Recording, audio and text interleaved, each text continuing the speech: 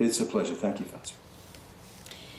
Now, demand for food relief in Western Sydney is soaring, with the city approaching week 8 of lockdown. Charity group Turbans Australia has been working hard to keep up with the demand, but they're calling for more help from the Defence Force.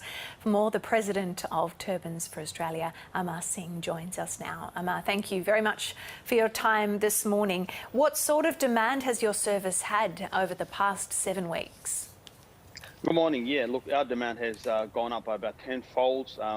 This warehouse we just leased a couple of weeks ago, and now it's chock-a-block full of donations that we need to pump out. This week has been our biggest. We've done nearly 450 hampers after the lockdown LGAs, and now with the new announcements coming in, we're only going to get busy. We've got calls from country New South Wales as well, asking for assistance. What sort of things are you providing to people? So in our hampers, we have non-perishable food items. So it's more pantry. You got rice, lentils, sugar, tea, coffee, snacks, personal care items such as sanitizers and face masks, because they're very important as well.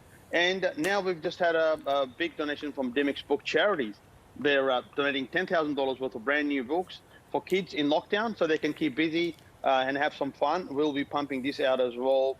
In the next couple of days, and we ask people to register on our website for this. And Amar, you're wanting help from the Defence Force. What is it that you're wanting from them?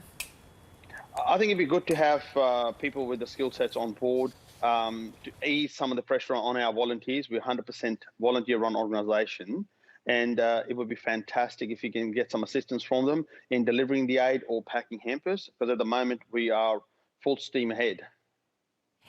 As you say, you're a volunteer organisation. You must be under incredible stress doing this sort of work under these circumstances and with this risk. How are your volunteers holding up?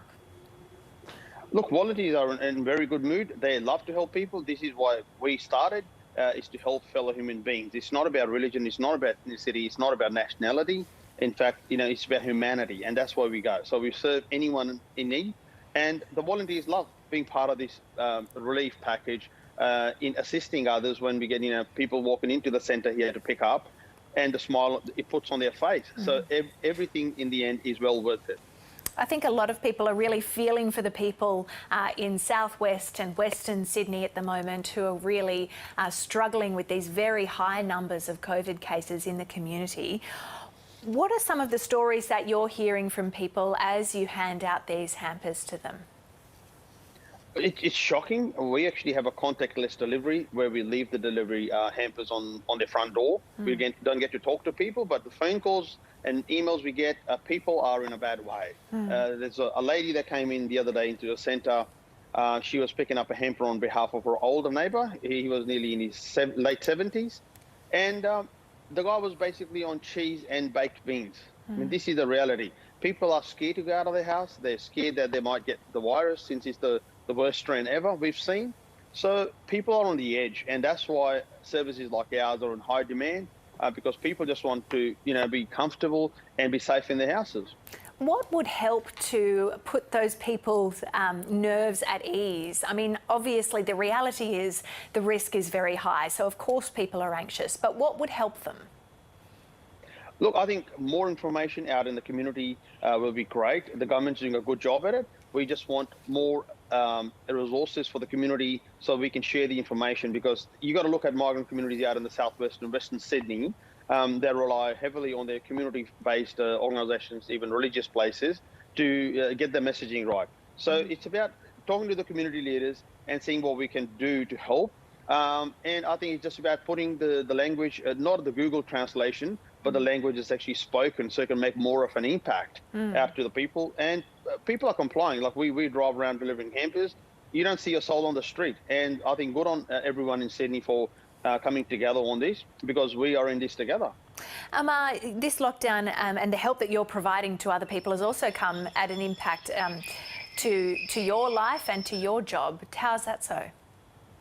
Look, my business is in construction. I run a trucking company, so we're actually at the moment been locked in. We can't go to work. The trucks are parked up, and it is what it is. We're all suffering, and some are suffering more than others, and we always got to look on the bright side. There's people that we can help, and that's how we go. Just finally, what are you planning for the weeks and months ahead as this lockdown in Sydney drags on? Look, we're going to be doing hampers, I think, pretty much till December at the moment, the way it is going, because once we do come out of the lockdown, the strict conditions are still going to be there and people are still going to need assistance.